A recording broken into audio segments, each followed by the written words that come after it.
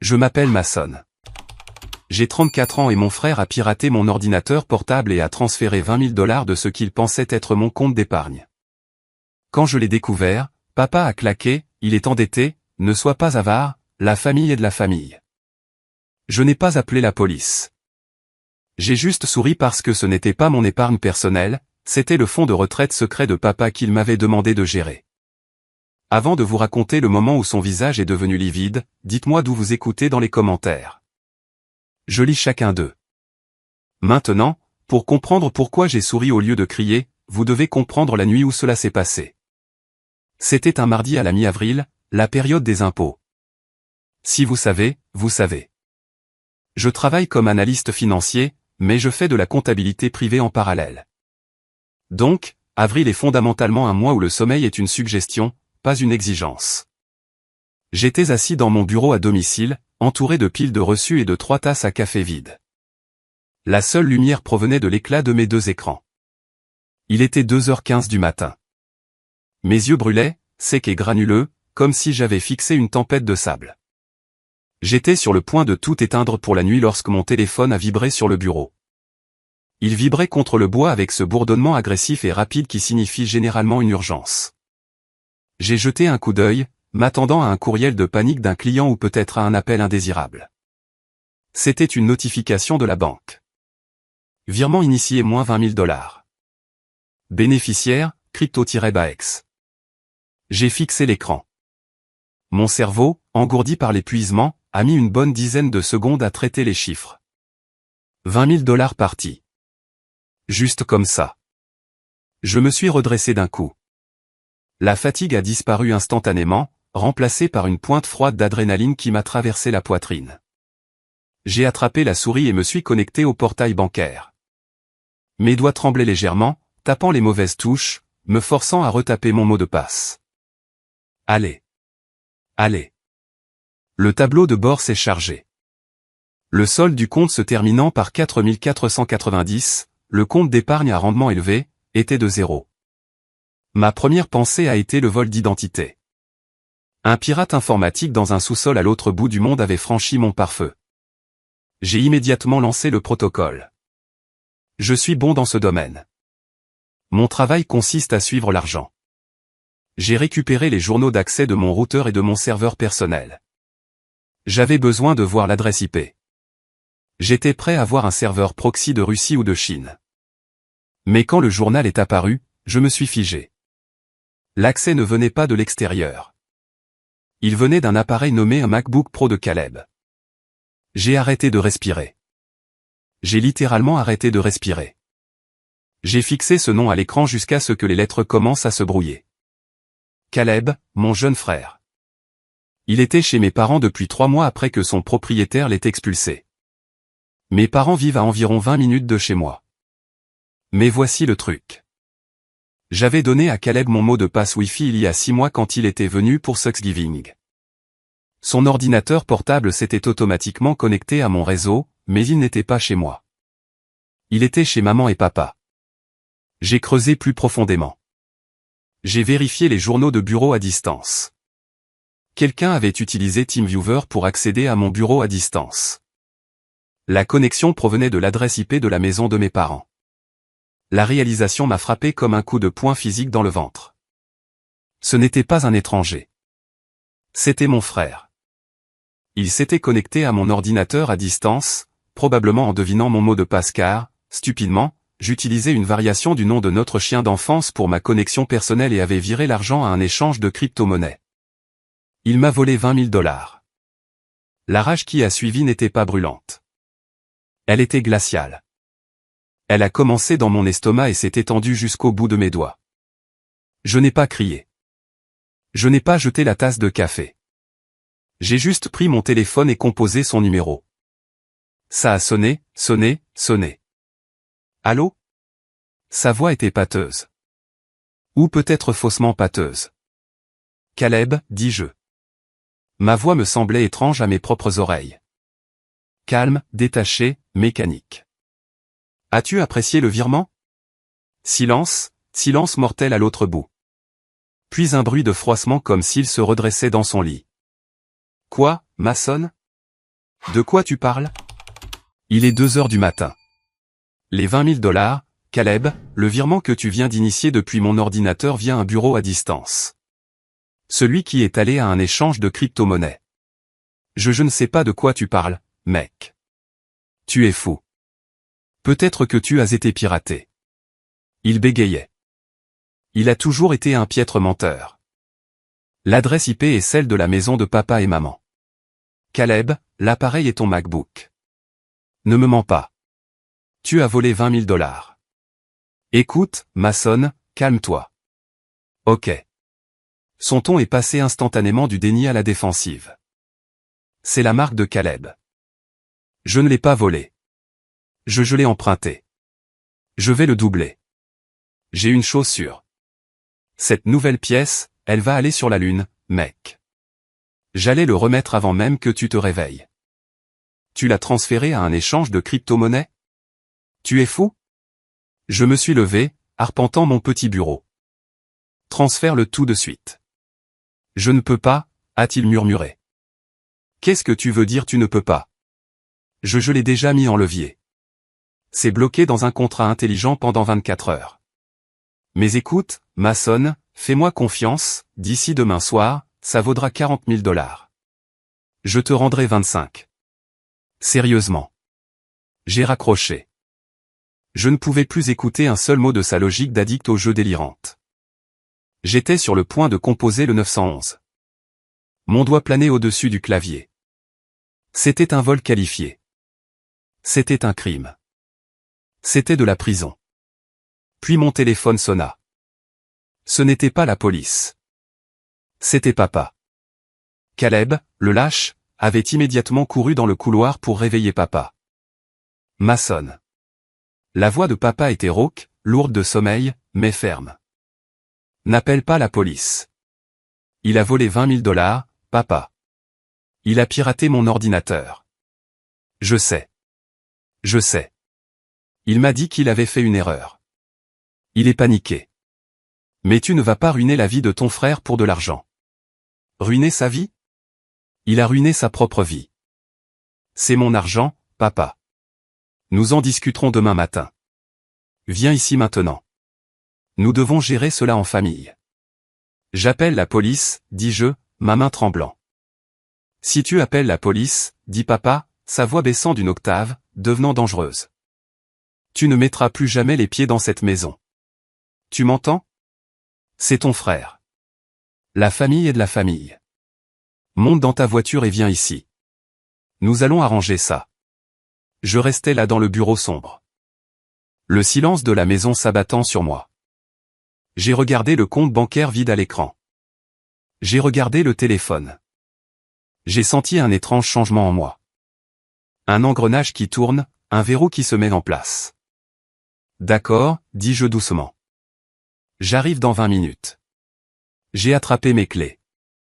Je n'ai pas appelé la police parce que, en marchant vers ma voiture, je me suis souvenu de quelque chose. Je me suis souvenu exactement quel compte Caleb avait vidé. Dans sa hâte, dans son avidité, il n'avait pas vérifié le nom du titulaire du compte. Il a juste vu « épargne » et un gros chiffre. Il pensait qu'il avait volé mon argent. Papa pensait qu'il avait volé mon argent. Et cela m'a donné une idée. J'ai roulé jusqu'à la maison de mes parents comme dans un rêve. Les rues étaient vides. Les lampadaires passaient en un clignotement stroboscopique. Ma prise sur le volant était si forte que mes jointures étaient blanches. Pour comprendre pourquoi je n'ai pas simplement fait demi-tour et roulé jusqu'au commissariat, il faut comprendre la dynamique de notre famille. Et plus important encore, il faut comprendre l'histoire de ce compte bancaire spécifique. J'ai toujours été le responsable, le plus ennuyeux, celui qui est allé à l'université, a obtenu un diplôme en finance, est devenu expert comptable, a obtenu un emploi stable avec un salaire et un plan de retraite. Caleb. Caleb était l'esprit sauvage. C'est ce que maman l'appelait. C'était le rêveur. Il a abandonné l'université pour lancer une entreprise de dropshipping. Échec. Puis il a essayé d'être trader en bourse. Échec. Puis un influenceur. Échec.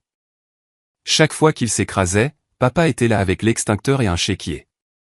Mais il y a 2 ans, la dynamique a changé. Le mariage de mes parents était houleux depuis une décennie. Ils ne sont pas divorcés, mais ils vivent des vies parallèles. Maman passe son temps à l'église et avec son club de jardinage. Papa passe son temps au golf et à investir. Papa avait hérité d'une parcelle de terrain de sa grand-tante au Texas. Maman ne le savait pas. C'était un morceau de terre étrange, oublié, que personne ne pensait valoir quoi que ce soit jusqu'à ce qu'une compagnie pétrolière décide d'y faire passer un pipeline. Papa l'a vendu discrètement. Il a empoché environ 150 000 $ après impôt. Il n'en a pas parlé à maman. Il n'en a certainement pas parlé à Caleb. Il m'a appelé. Je me souviens clairement du jour. Il m'a emmené déjeuner dans un restaurant de grillades, ce qu'il faisait rarement. Il a commandé un scotch, m'a regardé dans les yeux et a glissé un chèque sur la table. J'ai besoin d'une faveur, Mason, dit-il. J'ai regardé le chèque. Papa, qu'est-ce que c'est? C'est ma retraite. Ma vraie retraite, pas la misère que ta mère et moi avons sur le compte joint. Il s'est penché, baissant la voix. Si ta mère découvre ça, elle voudra rénover la cuisine ou faire une croisière ou le donner à l'église. Si Caleb le découvre, il frissonna. Il m'en dira chaque centime jusqu'à ce qu'il ne reste plus rien. Alors, qu'est-ce que tu veux que je fasse? Je veux que tu ouvres un compte à ton nom. Tu le gères. Garde-le en sécurité. Fais-le fructifier si tu peux, mais surtout, garde-le caché. Je te donnerai 5% des intérêts qu'il rapporte comme frais de gestion. Mais sur le papier, c'est ton argent. Si quelqu'un demande, c'est ton épargne. J'étais hésitant. Papa, cacher des actifs n'est pas exactement, ce n'est pas cacher des actifs, Mason, m'interrompit-il, coupant sa viande. C'est la protection d'actifs. Je protège notre avenir. Quand je serai trop vieux pour travailler, cet argent est ce qui me tiendra hors d'une maison de retraite publique. Je te fais confiance. Tu es le plus intelligent. Tu es le plus intelligent. C'était la leçon. Je voulais son approbation. J'ai toujours voulu son approbation. Alors, je l'ai fait. J'ai ouvert un compte d'épargne à rendement élevé à mon nom, mais je l'ai surnommé, projeté, dans mon grand livre personnel. J'ai déposé l'argent.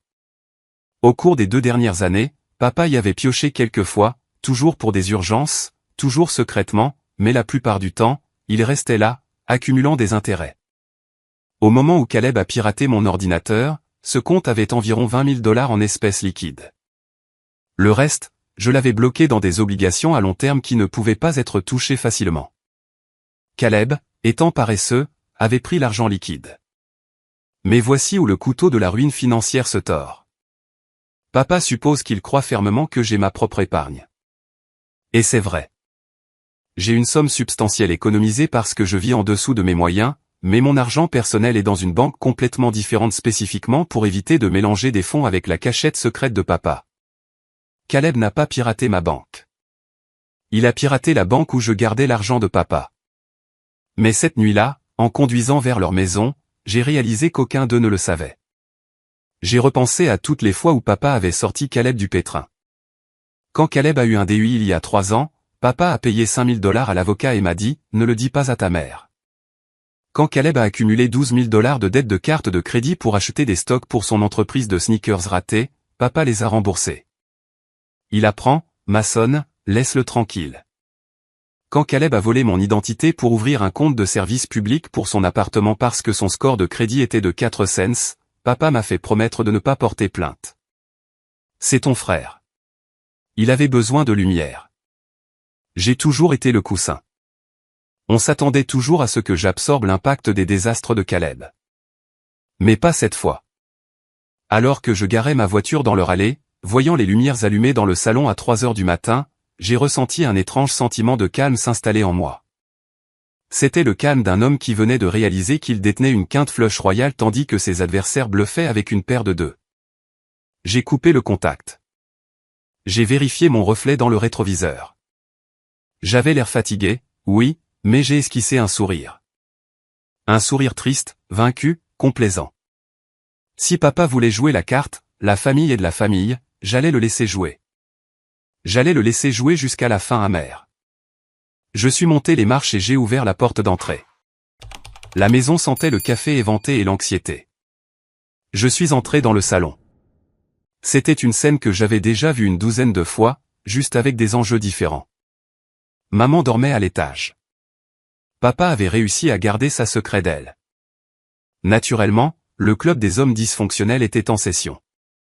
Caleb était assis sur le canapé, la tête entre les mains, ressemblant à une figure tragique dans un mauvais feuilleton. Il portait son pyjama. Il a levé les yeux quand je suis entré, ses yeux cernés de rouge. De fausses larmes, une vraie panique. Avec Caleb, c'était toujours 50-50e. Papa se tenait près de la cheminée, les bras croisés, vêtu de sa robe de chambre. Il avait l'air furieux, mais en m'approchant, j'ai réalisé que la fureur n'était pas dirigée contre le voleur. Elle était dirigée contre la situation. « Tu es là » dit papa. Pas de bonjour, pas de je suis désolé. « Je suis là » dis-je, gardant ma voix basse. « Où est l'argent, Caleb ?» Caleb renifla. « Je te l'ai dit, Maïs. Il est dans l'échange. Je ne peux pas le bouger avant 24 heures, mais le graphique monte. Je jure que d'ici demain midi, je peux te rembourser et garder le profit. » Tu as volé 20 000 $, ai-je répété, ignorant ces absurdités de crypto-frère. C'est du vol. C'est de la prison. Arrête de dire ça, claqua papa. Il s'approcha et se tint entre moi et Caleb, me bloquant physiquement de mon frère. Personne n'ira en prison. Baisse la voix. Ta mère dort. Papa, il a piraté mon ordinateur, dis-je, mettant juste la bonne dose d'incrédulité dans ma voix. Il a utilisé un outil d'accès à distance et raté. Cela demande de la planification. Il n'est pas tombé dessus par hasard. Il m'espionnait. Je n'espionnais pas, cria Caleb. Je l'ai installé il y a un moment juste au cas où j'aurais besoin d'emprunter un fichier ou quelque chose. J'étais désespéré, Mason. Je dois de l'argent à des gens. Des mauvaises personnes. Si je ne trouvais pas 20 000 $ d'ici vendredi, ils allaient me casser les jambes. C'était ça. L'excuse du prêteur sur gage louche. Un classique de la compilation des plus grands succès de Caleb. Alors, tu voles ta famille, demandai-je. Je l'empruntais. Assez. Papa claqua sa main sur la table basse. Mason, assieds-toi. Je ne me suis pas assis. J'ai tenu bon. Je veux mon argent, papa. Ou je porte plainte à la police. J'ai les journaux. J'ai la preuve. Papa prit une profonde inspiration. Il se massa les tempes. Puis il me regarda avec ce regard. Le regard d'un patriarche déçu face à un sujet rebelle. Mason, commença-t-il, sa voix prenant ce ton de sermon. Regarde ton frère. Regarde-le. Il est en désordre. Il a peur. Il a pris une terrible décision. Un crime, ai-je corrigé. Une erreur, aboya papa. Il est endetté. Il se noie. Toi, tu vas bien. Tu viens d'avoir cette promotion le mois dernier, n'est-ce pas? Tu as tes investissements. Tu as ton appartement. Tu n'as pas d'enfant, pas de dette. J'ai cligné des yeux. Je savais où cela allait, mais l'entendre à voix haute était toujours à couper le souffle. Donc, parce que je suis responsable, je mérite d'être volé? Ce n'est pas du vol, dit papa, faisant un geste de la main dédaigneux. C'est la famille. La famille est de la famille. Quand vous étiez enfant, si Caleb tombait, tu le ramassais. C'est ton travail. Tu es l'aîné. Je ne suis pas son distributeur automatique, papa. Ne sois pas avare, Mason, siffla papa. Le mot resta suspendu dans l'air. Avare. Je suis avare. J'ai ri. Un rire sec et sans humour. Il m'a pris 20 000 $. Et tu en as plus, rétorqua papa. Tu en as plein. Écoute-moi. Si tu appelles la police, Caleb va en prison. Sa vie est finie. Est-ce ce que tu veux? Veux-tu être la raison pour laquelle ton frère a un casier judiciaire?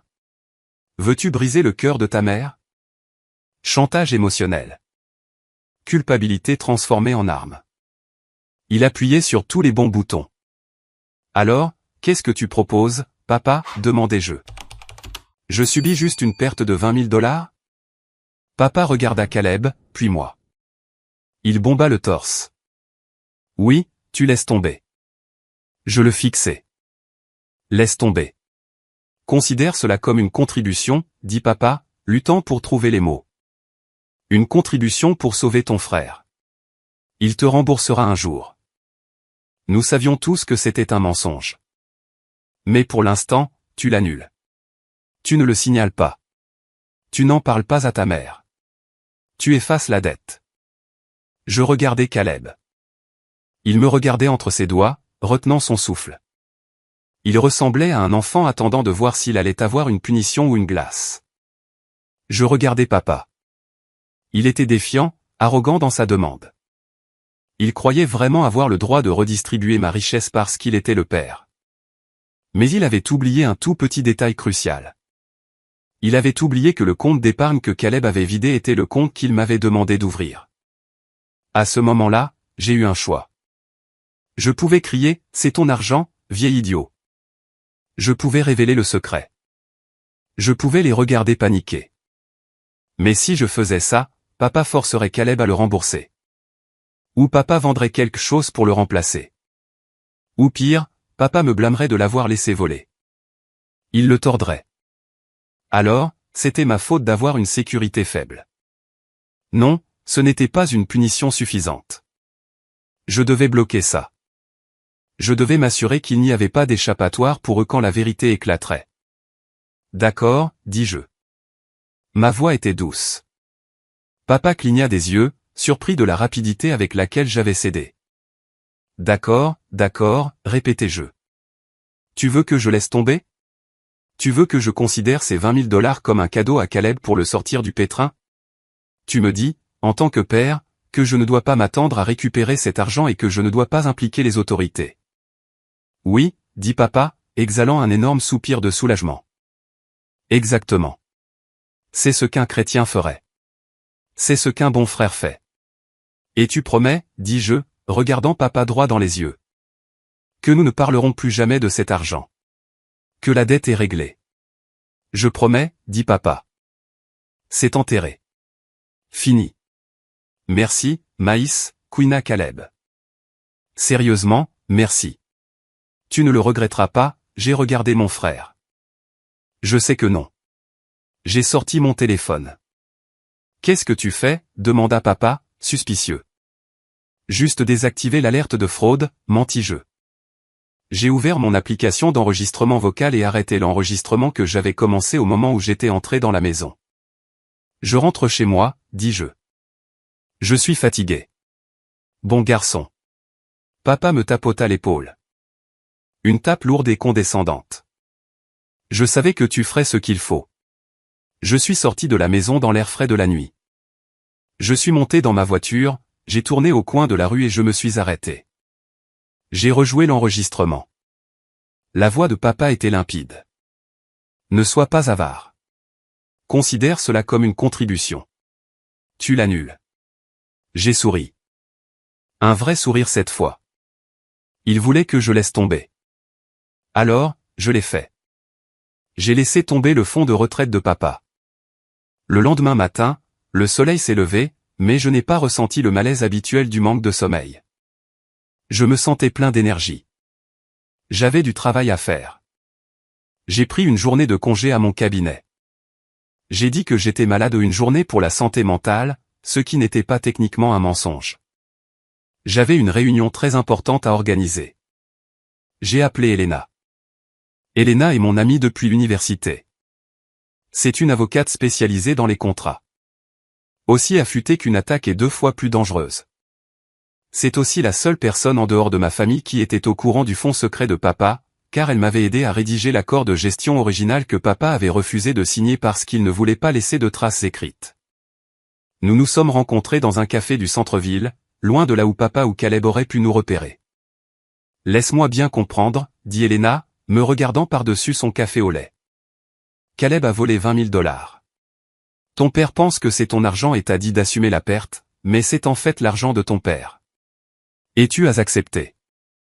J'ai accepté de laisser tomber, ai-je corrigé. Je l'ai sur bande. Je lui ai fait écouter l'enregistrement. Elle écoutait, ses sourcils montant de plus en plus haut. Quand ce fut fini, elle laissa échapper un léger sifflement. Mason, c'est diabolique, dit-elle, un sourire se répandant sur son visage. J'adore ça, mais tu dois te couvrir. Légalement, tu es le dépositaire de ce compte. Si ton père se retourne contre toi et te poursuit pour mauvaise gestion ou négligence, tu as besoin de preuves qu'il a autorisé cette utilisation des fonds. C'est pour ça que je suis là, dis-je. Comment puis-je le bloquer sans révéler le secret? Elena tapota son stylo sur la table. Courriel de confirmation informel.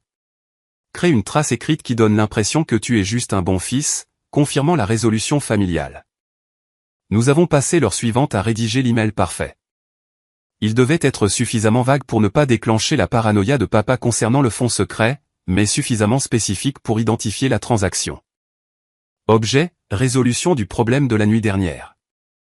Cher papa, je voulais juste confirmer notre conversation de la nuit dernière pour pouvoir tourner la page mentalement. À ta demande, j'annule tout dépôt de plainte concernant le virement non autorisé de 20 000 $ du compte d'épargne sous ma gestion, le 15 avril. Je comprends que tu souhaites que cela soit traité comme une aide familiale pour Caleb et que je dois laisser tomber et ne pas demander de remboursement. Je le fais par respect pour toi et la famille. J'espère que cela aidera Caleb à se remettre sur pied. Avec tout mon amour, Mason. J'ai appuyé sur envoyer. Maintenant, le jeu de l'attente. Papa est nul avec la technologie, mais il consulte ses emails sur son téléphone. 2 heures plus tard, mon téléphone a sonné. Une réponse de papa. Merci, mon fils. Je suis fier de toi. Allons de l'avant. N'en parle pas à ta mère. Boum. Signé, scellé, livré. J'ai montré l'email à Elena. Elle m'a fait un high five. Tu es légalement blindé. Il a explicitement autorisé le pardon de la dette concernant ce virement. Il pense qu'il te pardonne une dette, mais la formulation « compte d'épargne sous ma gestion » couvre le fonds secret. Mais je n'avais pas fini. Je suis allé à la banque cet après-midi-là. La banque où se trouvait mon vrai argent. J'avais une somme importante d'économie. Ironiquement, presque exactement le même montant que papa avait dans son fonds secret, plus quelques investissements. J'ai tout déplacé. J'ai fermé mes comptes à la banque que papa utilisait. J'ai ouvert de nouveaux comptes dans une institution financière complètement différente. J'ai configuré l'authentification à 2 facteurs avec une clé matérielle. J'ai changé tous les mots de passe que je possédais. J'ai effectué une analyse antivirus de qualité militaire sur mon ordinateur portable et, juste pour être sûr, j'ai effacé le disque dur et réinstallé le système d'exploitation. J'ai effacé les empreintes digitales numériques de Caleb de ma vie. Cette nuit-là, j'ai reçu un SMS de Caleb. Et, frérot. Le crypto a chuté. J'ai tout perdu. Désolé, mais merci d'avoir été cool à ce sujet. Papa dit que tu es un héros. J'ai fixé le texte. J'ai tout perdu. Bien sûr qu'il l'avait fait. Il n'y avait aucune certitude. Il l'avait probablement jeté dans une escroquerie de type pump and dump ou l'avait simplement joué au poker en ligne. Il n'était pas désolé. Le LOL le prouvait. Il pensait s'en être tiré. Il pensait que la banque de Mason était ouverte et que la peine pour vol était une réprimande sévère et un câlin. Je n'ai pas répondu. Je me suis versé un verre de vin, me suis assis sur mon balcon et j'ai regardé les lumières de la ville. J'ai ressenti un étrange sentiment de deuil. Je pleurais le frère que j'aurais aimé avoir. Je pleurais le père que j'aurais aimé avoir, mais surtout, j'attendais. Je connaissais le mode de fonctionnement de papa. Il ignorait le fonds secret pendant des mois, le laissant fructifier. Mais finalement, il voudrait vérifier son pécule. Ou il trouverait un autre investissement. Cela a pris 3 mois. L'été est arrivé. L'humidité dans la ville a augmenté et le silence entre ma famille et moi aussi. J'ai arrêté d'aller au dîner du dimanche.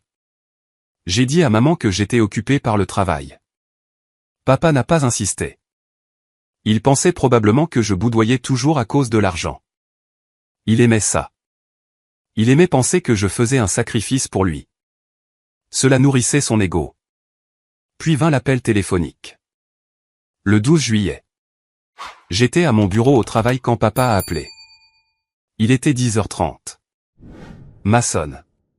Il avait l'air excité, essoufflé. Il faut que tu passes ce soir.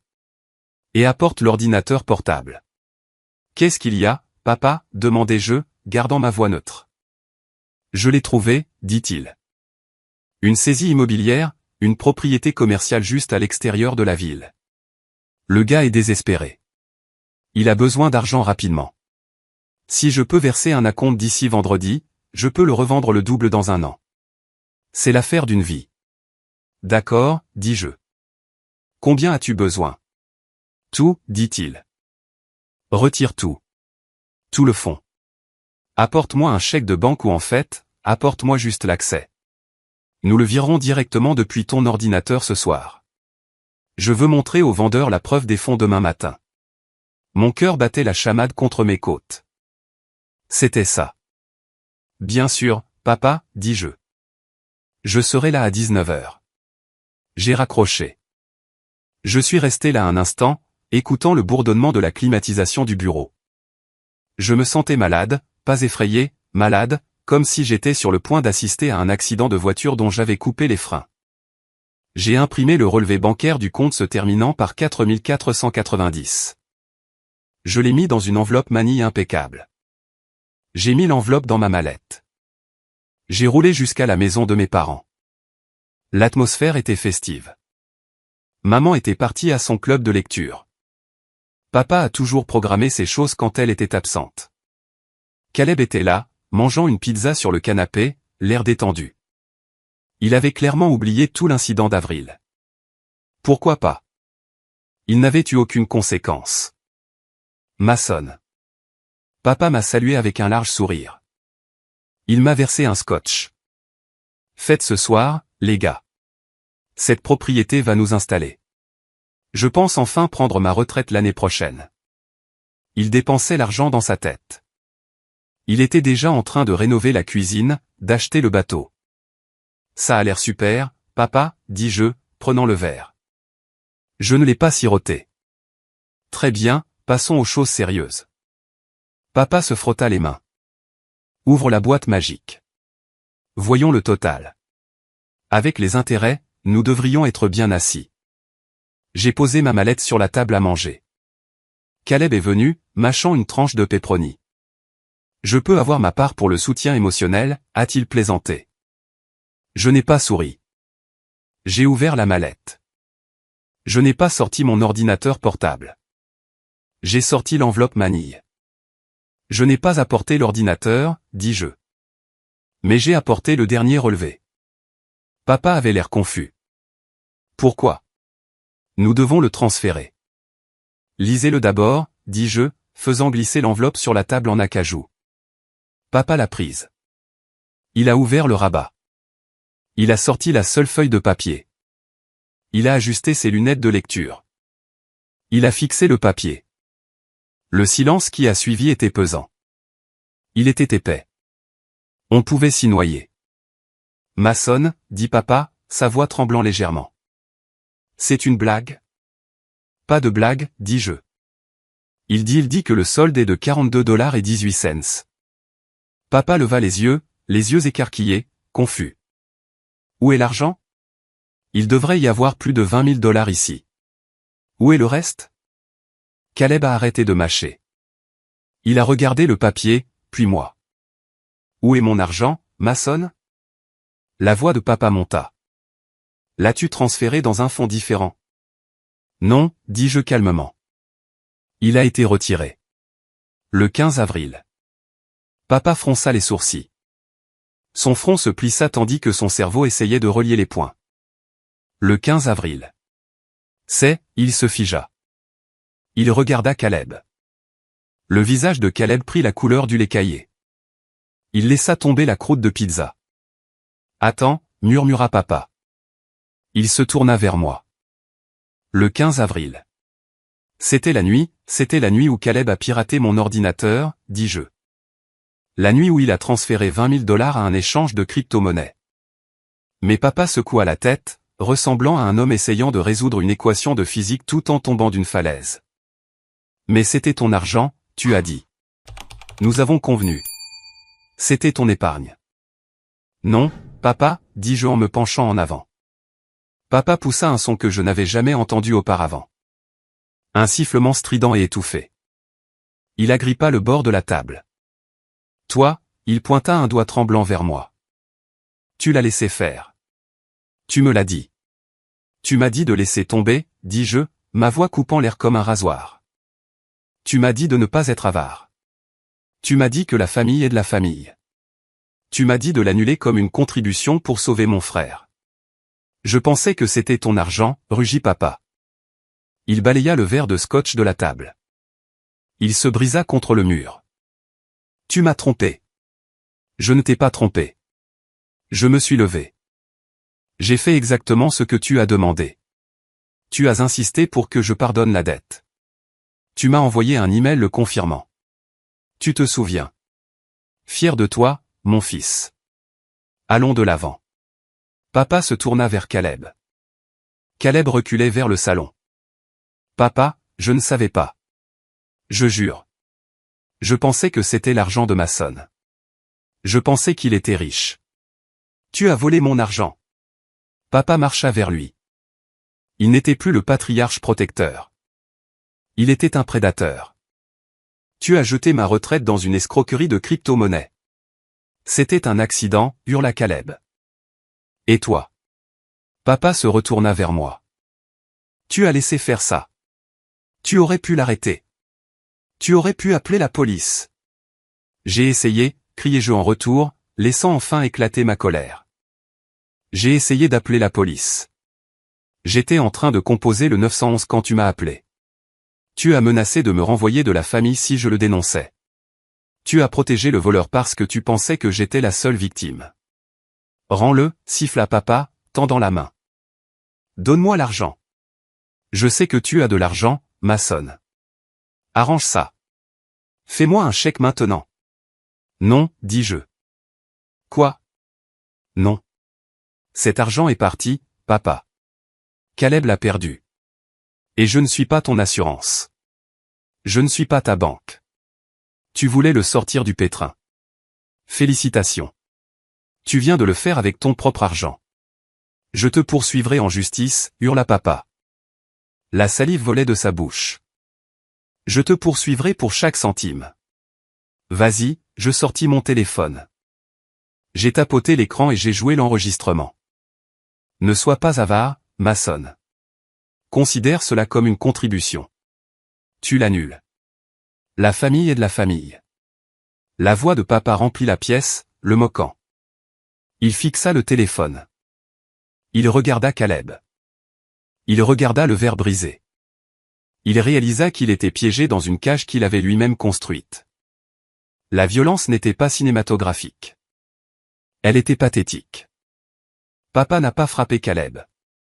Il s'est jeté sur lui et l'a attrapé par le col de son t-shirt. Ils se sont battus maladroitement dans le salon, renversant une lampe. Espèce de parasite inutile. Papa hurlait. C'était tout. C'était l'argent de mon pipeline. Lâche-moi. Caleb a poussé papa. Papa a trébuché en arrière et est tombé sur le canapé, respirant difficilement, se serrant la poitrine. Arrêtez, criai-je, bien que je n'ai pas bougé pour intervenir. Arrêtez tous les deux. Papa lança à Caleb un regard de pure haine. C'était la première fois que je le voyais regarder l'enfant chéri sans les lunettes roses. L'argent était parti. Le sort était brisé. Dehors, souffla papa. Papa, attends, plaida Caleb. Dehors, rugit papa. Sors de ma maison. Voleur.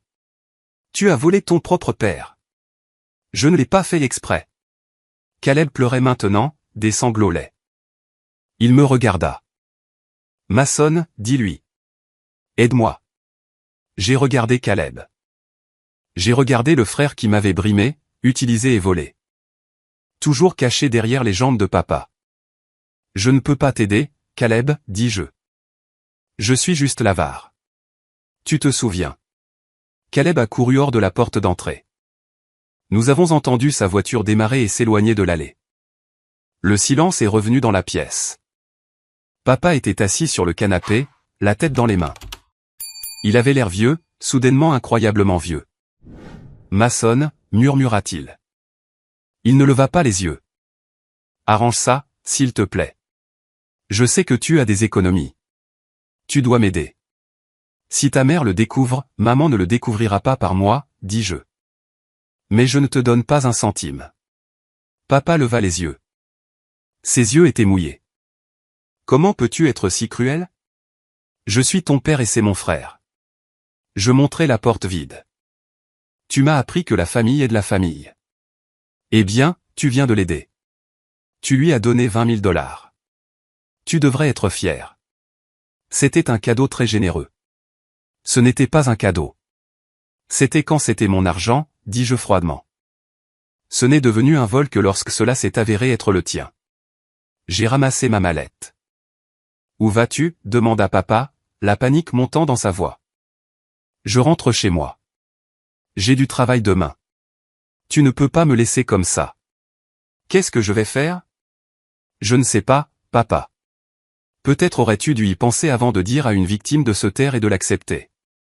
J'ai marché vers la porte. Mason, cria papa. Si tu passes cette porte, ne reviens pas, je me suis arrêté. Je me suis retourné une dernière fois.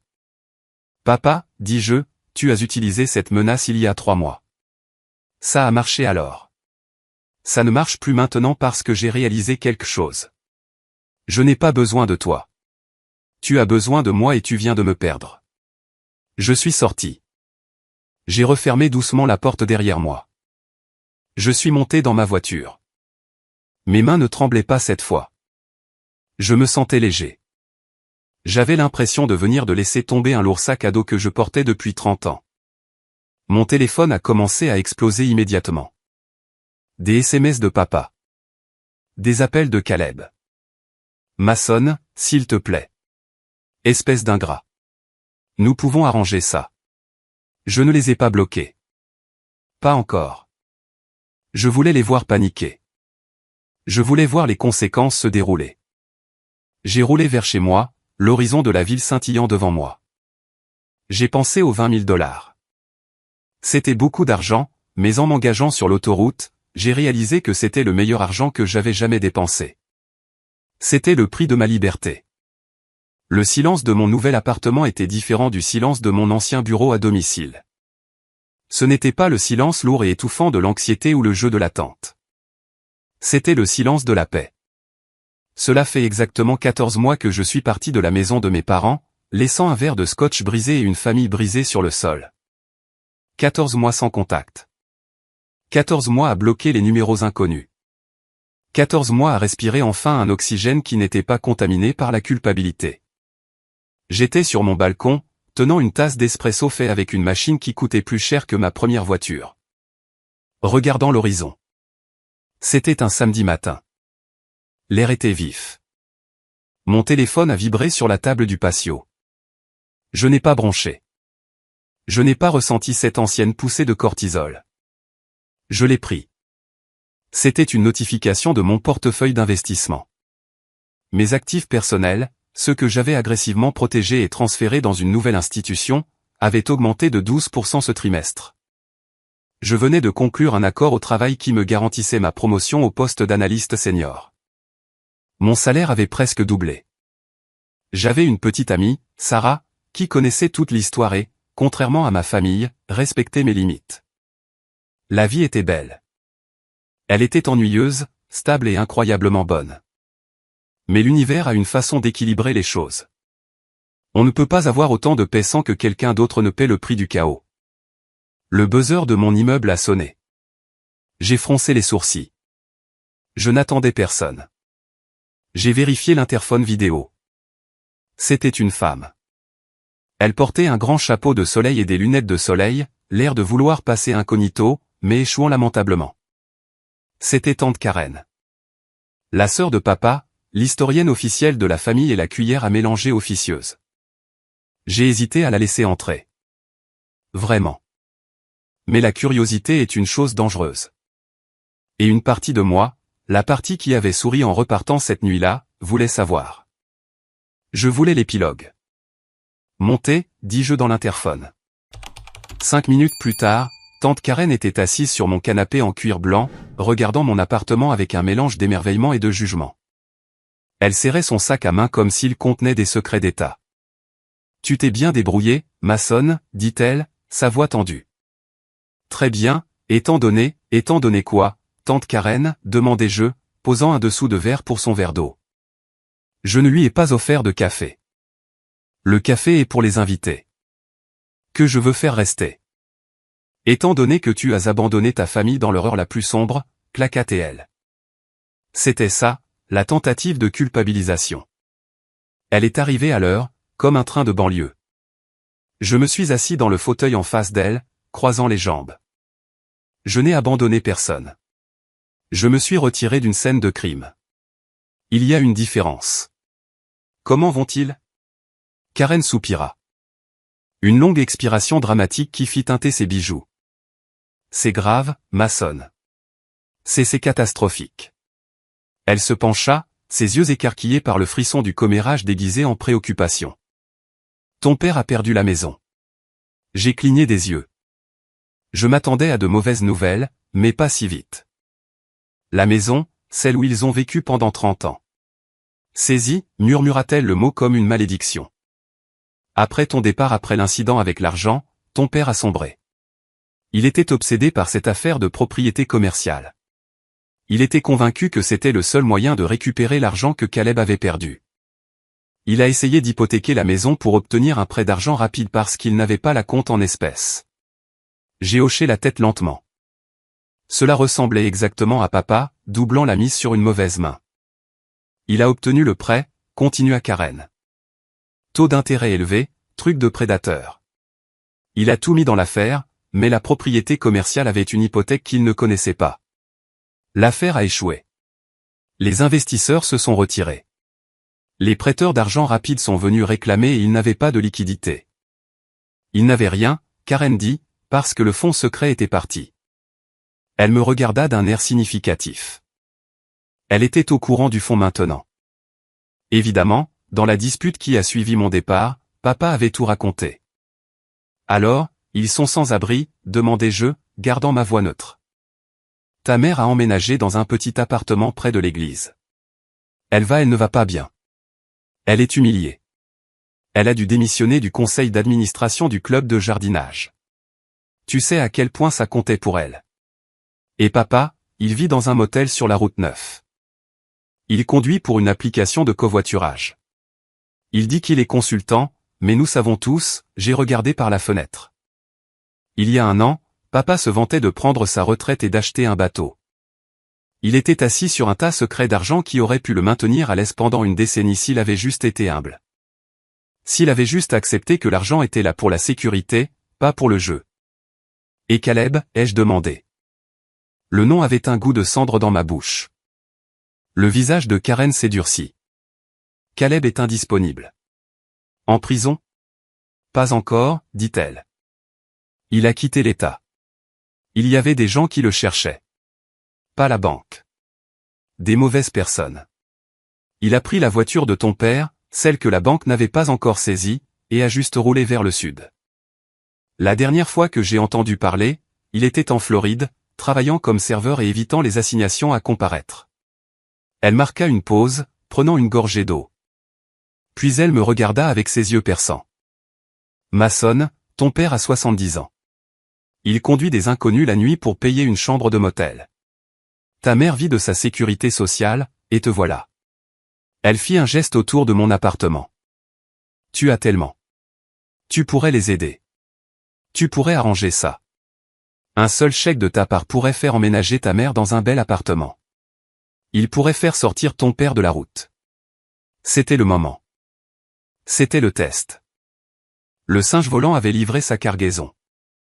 La culpabilité était posée sur la table, pulsante et vive. La famille est de la famille. J'ai regardé Karen. J'ai pensé à maman, humiliée mais en sécurité. J'ai pensé à papa, son ego enfin écrasé sous le poids de ses propres décisions. Tante Karen, dis-je doucement. Sais-tu pourquoi je n'ai pas appelé la police cette nuit-là? Parce que ton père te l'a demandé, dit-elle. Non, je n'ai pas appelé la police parce que je voulais qu'ils apprennent. Papa a passé toute sa vie à tirer Caleb d'affaire. Il a utilisé son argent de retraite, l'argent qu'il cachait à sa femme pour permettre à un voleur. Si j'écris un chèque maintenant, que se passe-t-il? Papa apprend-il? Caleb apprend-il? Ils ont assez souffert, s'écria Karen. Où est ta compassion? Ma compassion a été de leur donner un choix, dis-je. Papa a choisi Caleb plutôt que moi. Il a choisi de protéger un crime plutôt que ma dignité. Il m'a dit de laisser tomber. Alors, je l'ai laissé tomber. Je les ai laissés partir. Je me suis levé. Je n'écris pas de chèque, Karen. Ni aujourd'hui. Ni jamais. Parce que si je résous ce problème pour eux, papa trouvera une autre affaire en or la semaine prochaine. Et Caleb trouvera un autre compte à pirater. Je brise le cycle. Karen se leva, le visage rouge. Tu es froid, Mason. Tu es glacial. Ton père avait raison. Tu te soucies plus de l'argent que du sang. Non, dis-je, la conduisant à la porte. Je me soucie de la paix. Et j'ai payé 20 000 $ pour elle. Je pense que c'est un prix juste. Elle renifla et s'en alla en trombe. J'ai regardé les portes de l'ascenseur se refermer sur son visage jugeur. Je suis retourné sur le balcon. J'aurais dû me sentir coupable. C'est ce que nous sommes programmés à ressentir, n'est-ce pas? Quand nos parents souffrent, nous sommes censés saigner pour eux. Mais je ne me sentais pas coupable. Je me sentais justifié. Cependant, il restait une question en suspens. Un petit détail agaçant que seul moi connaissais. Je suis allé à mon bureau et j'ai déverrouillé le tiroir du bas. J'en ai sorti un dossier. À l'intérieur se trouvait un chèque de banque que j'avais rédigé 6 mois plus tôt. Vous voyez, lorsque papa a mis en place le fonds secret, il m'avait promis 5% des intérêts comme frais de gestion. Mais j'avais géré l'argent de manière agressive. Je l'avais placé dans des obligations à rendement élevé et des fonds indiciels avant que Caleb ne vide le liquide. Le capital, l'argent original du terrain, c'est ce que Caleb a volé et perdu. Mais les intérêts, les profits que j'avais réalisés au cours de ces 2 années avant le vol, je les avais transférés sur un sous-compte séparé chaque trimestre, simplement par bonne pratique comptable. Caleb n'y avait pas touché parce qu'il ne savait pas que cela existait. Ce n'était pas une fortune. C'était environ 8500 $. Techniquement, c'était l'argent de papa ou mes honoraires. C'était une zone grise. Mais je ne voulais pas de zone grise. Je ne voulais pas que le moindre centime de cet argent maudit contribue à ma nouvelle vie. Je ne voulais pas que mon succès soit bâti sur ne serait-ce qu'un dollar des secrets de papa. J'ai pris le chèque. Il n'était pas libellé au nom de papa. Il n'était pas libellé au nom de maman. Je l'avais libellé au nom de la Fondation pour le rétablissement de la dépendance au jeu. Je l'ai regardé une dernière fois. C'était la rupture finale. Je l'ai mis dans une enveloppe, je l'ai scellé et je suis descendu à la boîte aux lettres du hall. Je l'ai glissé dans la fente. Clac. Le son était définitif. Je suis remonté, me suis préparé un autre espresso et me suis mis au travail. Mon téléphone a de nouveau vibré. Un message de Sarah. Dîner à 19 h. Je fais des lasagnes. J'ai répondu. Parfait. J'apporte le vin. Papa avait son plan de retraite. C'était Caleb. Et cet investissement était tombé à zéro. J'avais mon plan de retraite.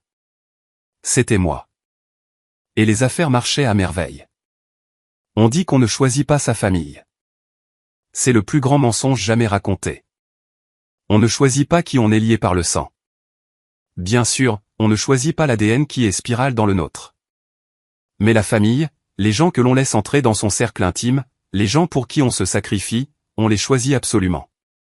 Et parfois, il faut choisir de les désélectionner. Cela fait 3 ans maintenant. La poussière est retombée, mais le paysage a changé pour toujours. J'ai finalement appris par le bouche à oreille que maman avait divorcé de papa. Il s'avère que lorsque vous perdez la maison et que votre femme découvre que c'est à cause d'un fonds secret que vous lui avez caché, le mariage ne survit pas. Elle est plus heureuse maintenant. Je pense qu'elle vit dans une communauté de personnes âgées. Je lui envoie des fleurs pour son anniversaire. Nous parlons occasionnellement, mais c'est superficiel. Elle me blâme encore un petit peu de ne pas les avoir sauvés. Elle ne peut pas s'en empêcher. C'est la programmation, mais elle respecte ma distance. Papa conduit toujours. Il m'envoie des emails parfois. Généralement, ce sont des liens vers des théories du complot ou des combines pour devenir riche rapidement. Maçonne, regarde cette IRA en or. On pourrait faire un carton. Il n'a pas changé. Il ne changera jamais. Il cherche toujours le raccourci. Il cherche toujours le bouton magique qui annule les conséquences de ses actions. Je ne réponds jamais. Je les glisse directement dans le dossier des spams. Et Caleb, il a été arrêté en Géorgie pour fraude au chèque. Une accusation mineure, mais suffisante pour le mettre dans le système. Il m'a appelé de prison. Apercevoir. J'ai fixé le téléphone pendant 1 minute entière. Détenu de Caleb. Souhaite accepter les frais. J'ai appuyé sur refuser.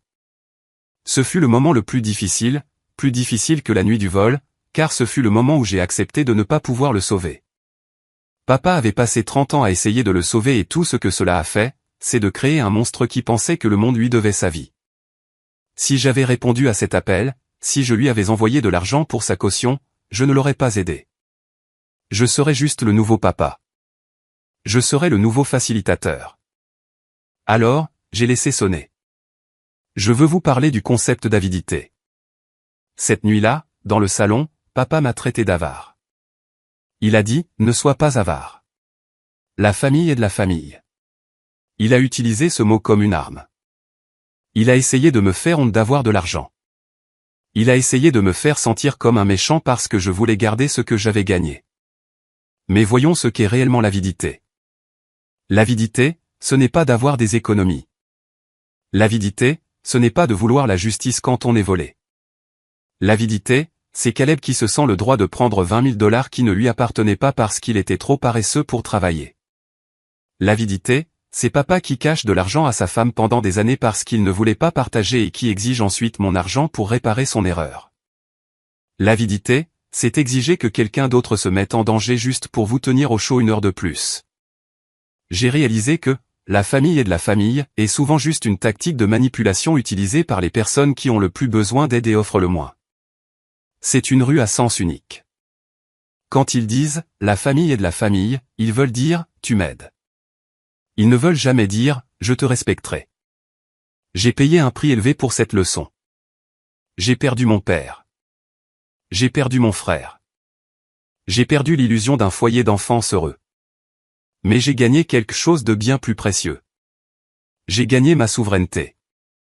Je suis maître de ma vie maintenant. Chaque dollar sur mon compte bancaire est là parce que j'ai travaillé pour l'obtenir et je l'ai protégé. Chaque relation dans ma vie est là parce qu'elle est saine et réciproque. Je n'ai pas à regarder par-dessus mon épaule. Je n'ai pas à m'inquiéter des appels téléphoniques tard le soir ou de l'argent manquant. Les gens me demandent si je regrette d'avoir souri cette nuit-là. Si je regrette d'avoir trompé papa pour qu'il pardonne la dette avant de savoir que c'était son propre argent. J'y pense parfois. Était-ce mesquin? Peut-être. Était-ce trompeur? Bien sûr. Mais était-ce nécessaire? Absolument. Si je n'avais pas fait cela, si j'avais crié et révélé la vérité à ce moment-là, papa m'aurait manipulé. Il m'aurait culpabilisé pour couvrir la perte. Il m'aurait épuisé émotionnellement et financièrement pour couvrir ses propres mensonges. Il m'aurait entraîné dans sa chute en le laissant penser qu'il dépensait mon argent. J'ai révélé son vrai caractère. Je l'ai laissé me montrer exactement qui il était quand il pensait que cela ne lui coûtait rien. Et quand la facture a finalement été due, il n'avait personne à blâmer sauf lui-même. Alors, voici mon conseil. Observez comment les gens vous traitent quand ils pensent que vous n'avez aucun pouvoir. Observez comment ils traitent vos ressources quand ils pensent y avoir droit. Et si jamais vous vous retrouvez dans une pièce où l'on vous dit de brûler vos limites pour sauver l'ego de quelqu'un d'autre, ne criez pas. Ne vous battez pas. Souriez simplement, verrouillez la porte, et laissez-les affronter la seule chose dont ils ont le plus peur, la réalité. Merci d'être resté avec moi tout au long de ce voyage. Ce n'était pas une histoire facile à raconter, mais je crois qu'elle est importante. Nous parlons souvent de littératie financière en termes d'actions, d'obligations et de taux d'intérêt, mais la véritable littératie financière est aussi une littératie relationnelle. Il s'agit de comprendre que l'argent est une limite. La plus grande leçon que j'ai apprise est que l'assistance aveugle n'est pas de l'amour. Protéger quelqu'un des conséquences de ses actes n'est pas de la gentillesse. C'est une forme de sabotage. En protégeant Caleb pendant des années, mon père l'a privé de l'occasion de grandir et s'est privé lui-même d'un avenir sûr. Si vous êtes le responsable de votre famille, rappelez-vous que vous n'êtes pas une banque. Vous n'êtes pas un centre de réhabilitation. Vous êtes une personne et votre sécurité compte. Je veux avoir de vos nouvelles. Avez-vous déjà dû établir une ligne de conduite stricte avec un membre de votre famille à propos d'argent? Ou peut-être avez-vous été de l'autre côté?